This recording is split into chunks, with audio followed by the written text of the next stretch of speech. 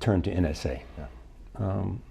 You famously talked about what you called the wrong choice between security and freedom. Mm-hmm.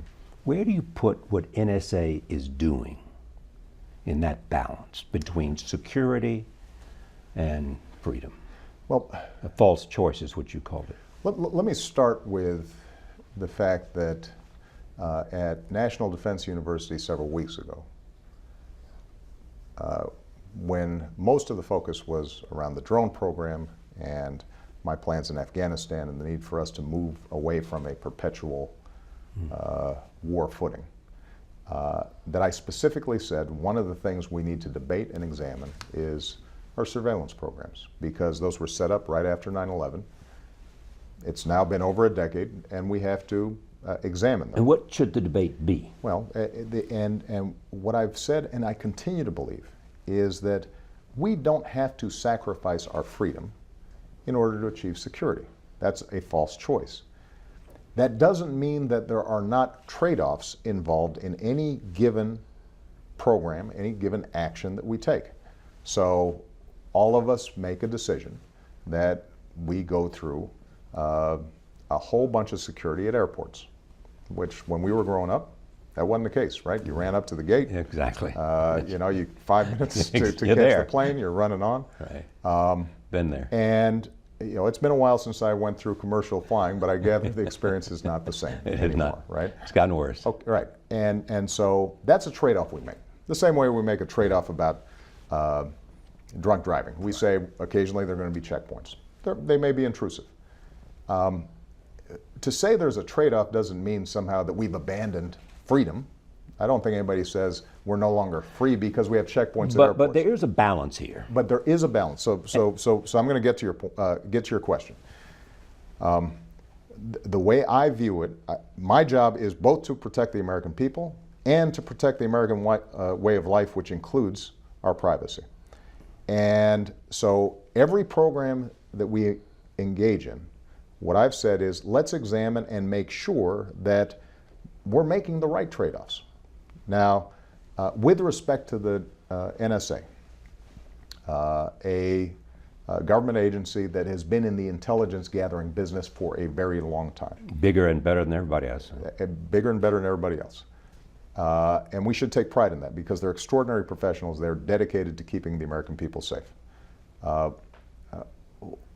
What I can say unequivocally is that if you are a U.S. person, the NSA cannot listen to your telephone calls, and the NSA cannot target your emails. And have not. And have not.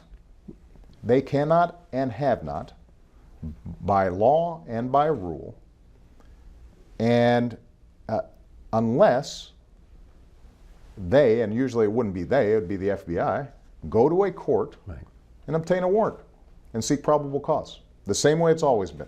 The same way when we were growing up, when we were watching movies, you want to go set up a wiretap, you got to go to a judge, show probable cause, and then the judge looks at the. But have any of those been turned down? Cause. All the requests to FISA courts, have they been turned down at all? Let me finish here, Charlie, because I want to make sure this debate has gotten cloudy very quickly. Exactly. All right. So, point number one: if you're a U.S. person, then NSA is not listening to your phone calls, and it's not targeting your emails unless it's getting an individualized court order. That's the existing rule. There are two programs that were revealed by Mr. Snowden, allegedly, since there's a criminal investigation taking place, and that caused all the ruckus. Program number one, called the 2015 program. What that does is it gets data from the service providers, like a Verizon, in bulk. And basically, you have call pairs. You have my telephone number connecting with your telephone number. There are no names. There's no content in that database. All it is the number pairs, when those calls took place, how long they took place. So that database is sitting there. Now, if the NSA, through some other sources, maybe through the FBI, maybe through a tip that went to the CIA, maybe through the NYPD, gets a number that where there's a reasonable, articulable suspicion that this might involve foreign terrorist activity related to Al-Qaeda and some other international terrorist actors, then what the NSA can do is it can query that database to see, does this number pop up? Did they make any other calls?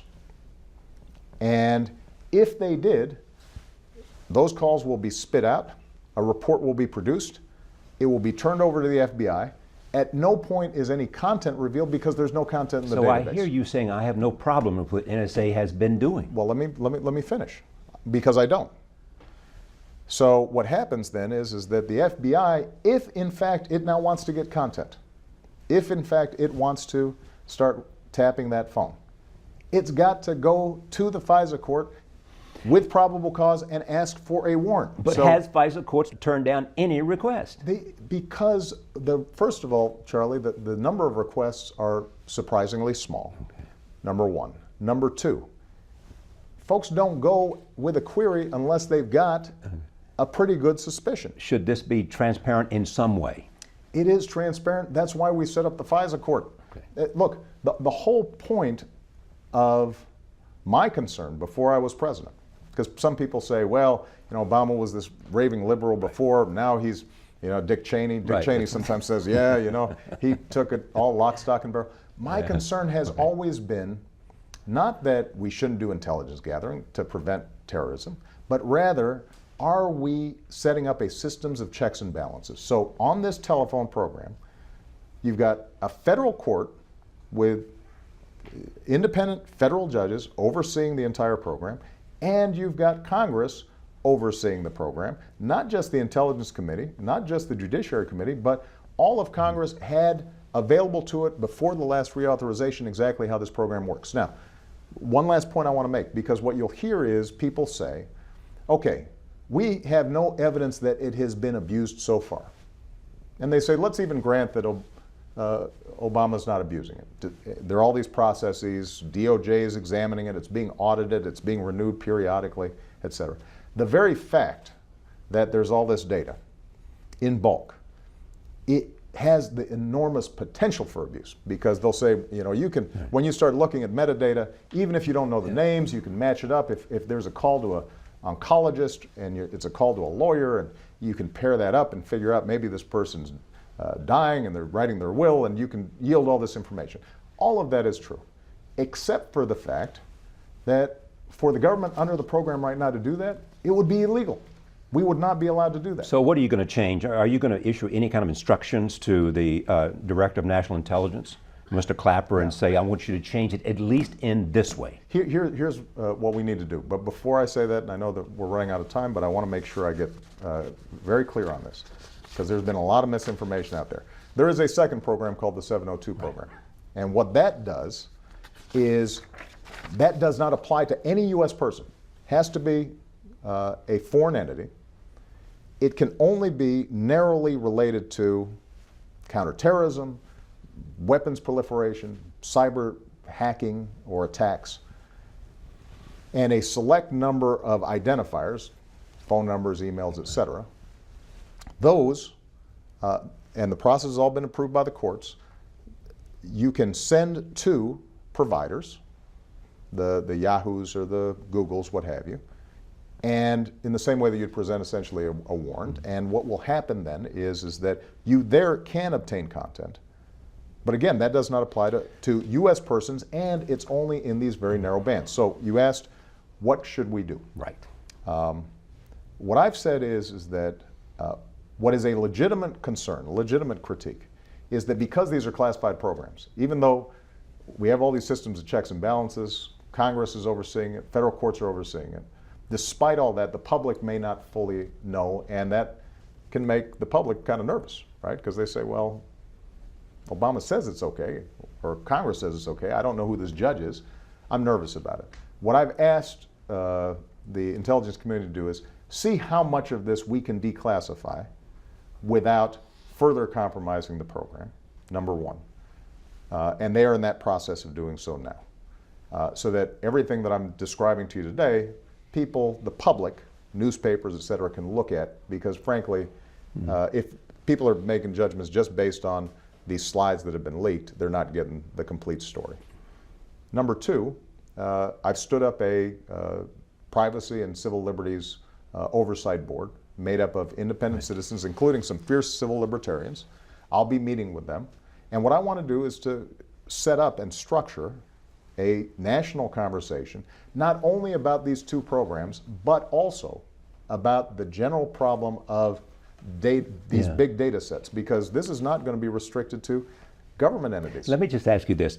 Yeah. If someone leaks all this information about NSA surveillance, as Mr. Snowden did, did it cause national security damage to the United States? And therefore, should he be prosecuted? I'm not going to comment on prosecutions. Okay. The case has been referred to the DOJ for criminal investigation. And possible extradition. And possible extradition. I will leave it up to them to so what's answer your those fear? questions. What's your fear about this?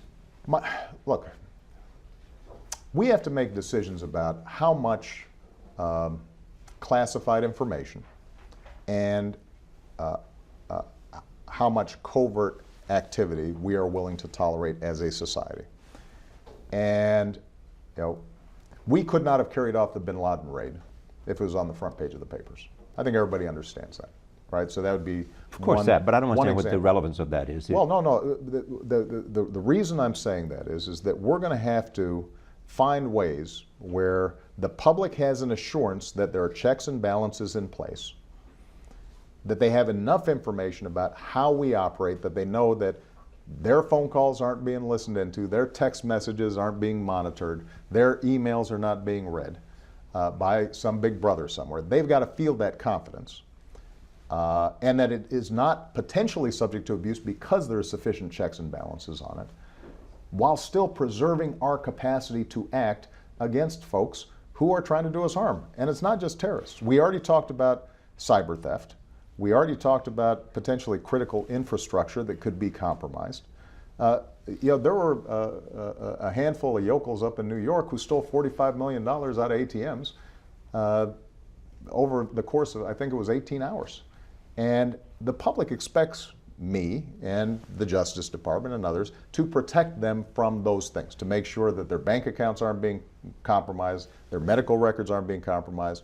All that stuff requires the government to have some capacity to engage with the private sector and to have we some ought to have a debate about it all. So we got to have a debate about it. Okay.